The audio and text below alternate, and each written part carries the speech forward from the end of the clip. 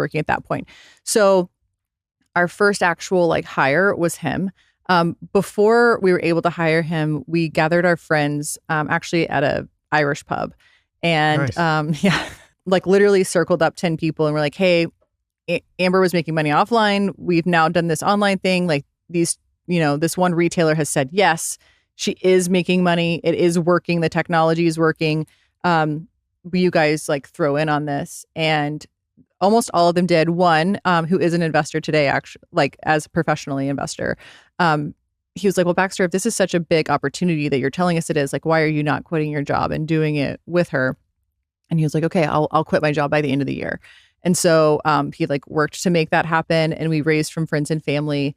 And our first hire was that engineer. We got a studio apartment in Mockingbird Station in Dallas, which at the time was like a very cool place to be. It was a mixed use, one of the first mixed use. It looked out like over SMU, but had like a Starbucks downstairs, which we thought was very cool, and like all the cool stores. And I remember Baxter was really nervous because he thought that we were going to get kicked out or be in like legal trouble because we were running a business from this place. And I remember with the leasing agent walking through, I was like, I'm going to work here. Is that okay? He's like, yeah. And I was like, I'm probably going to live here too. He's like, yeah, okay. I was like, I don't care. And so anyway, we did that. I was actually sleeping on the futon in this little like loft. It was like the tiniest of times. It was truly the smallest thing they offered. And the team didn't know it at the time, actually. I would like fold everything away, put everything away before they got there in the morning. But I so desperately wanted to move out of my dad's house and just like be a launched adult that I made that kind of all work.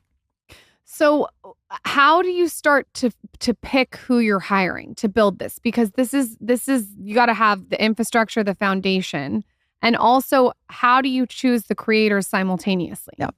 So on the creator side, SMU had started a fashion media program, which was really before their time, to be honest. But so people were actually forced to have websites at like for their school. And so I used to have a section on my blog that was called Girl of the Moment. And every month I would pick someone who was doing something interesting. And every Tuesday I would feature them. But I'd go into their homework closet. I would style them. I would shoot them. And like every Tuesday there'd be a new set of photos and outfits and like pieces. It was like a 4-part interview, basically. I really loved that series. But two of the people that I featured on Girl of the Moment actually did have websites. So one was a school website, and then the other one had a Tumblr that she did with her best friend, and they would like have like wine night and then just basically pin a bunch of pictures to this Tumblr, if you can call it that. They would tumble photos. And so I went to both of them first, and I was like, okay, here's what I'm doing. It is working. I'm making money. Like if you are talking about products or showing things people can buy, if you'll just tell your audience that like this is a pair of Citizens for Humanity jeans, and actually like link that using our tools, then if people buy things, like you'll make money as well. And so they were the first two that I got set up.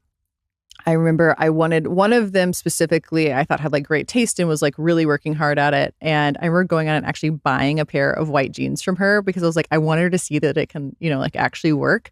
And it did. And she was like so excited. The next batch of people. So one was I went to what was called IFB. So independent fashion bloggers, like back in the day. I don't know if you ever went to those conferences. So I went to this before, like this was maybe early 2011, so before we like actually launched. And I was like, I want to figure out how these girls are making money. I had no blogger friends. I went to New York by myself and went to this conference. And when people would come off stage, I would just run up to them and be like, hi, I'm Amber. I live in Texas. I'm not your competition. Like, will you tell me how you make money? And I remember talking to Leandra Man Repeller, and she was like, well, I get free clothes and I get invited to parties. And I was like, so you don't make money? I was like, you were on stage. How did you get on stage? And that was pretty much everyone's story. Is like everyone either was living at home or had some other job, and this was a passion project for them. And so I remember coming back home and telling Baxter, none of those New York girls make money either. And so that kind of like it helped us along our path of like, well, there is probably a real need for this. So Leandra was actually one of my first phone calls. And she was huge at the time. Huge at the time. She was one of the biggest. That's like one of the biggest bloggers. Just to give Michael context, if you don't know who that is. I know of the Man Repeller. Yeah, yeah. So I called Leandra from that same game room upstairs, and I was like, "Hey, you remember how you like, how's it going? Are you still living at home?" "Yep, still living at home." And I was like, "So I started this thing to help people make money. Like, you talk about all this stuff. If you'll use these links, you can, just do what you're already doing. But if we have a link for it, then you can use that and you can make money and we'll get you paid and we track it and send it to you and all that." And she was like, okay, I'll try it. And then she started making money and she called back and she was like, can I like tell some of my friends about this? I was like, yeah. And so then all of a sudden you have like La Fashion, who was like running content for Who What Wear, and then like Glamour Eye was big, and like they're all referring each other because everyone was doing it as a hobbyist. But like, how exciting to actually have money to buy the things that you're talking about, step one, and then get to move out of your apartment, step three. So it was really like first kind of the network that I had met, and then we started going after just bloggers that I followed online. And I remember one of them specifically. She had I think she used a blog spot, but she basically would just post photos of herself in outfits. And it was clothes that you could never track down. I mean, this is before Google Lens. This is before like anything of, being able to find what someone's wearing. Is this Fashion Toast?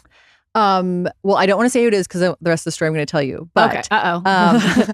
No, but I when I finally did like track her down, because she had like no information, no text, no anything on this website. So when I finally did track her down and got her on the call, I was like, I think that people want to buy what you're wearing. Like every day you're posting outfits. And she was like, this is just what I love. I'm just doing it. No one's here to buy things. And so I told her, I was like, just link that one dress and it like, see how it goes. And this was like on a Friday afternoon because she had a full-time job. Because people couldn't find the dress at the time. Right. Like Yeah. She wasn't even saying where she got it, a brand, anything. It was literally just the name of the blog at the top and just a series of photos down the page. And, so like, just tell people what you're wearing and then like link the ones that you can. And so that was on a Friday night. By the next morning, I remember we were sitting at Sonic, Baxter and I like look up to see how it's doing. And she sold 83 of this dress.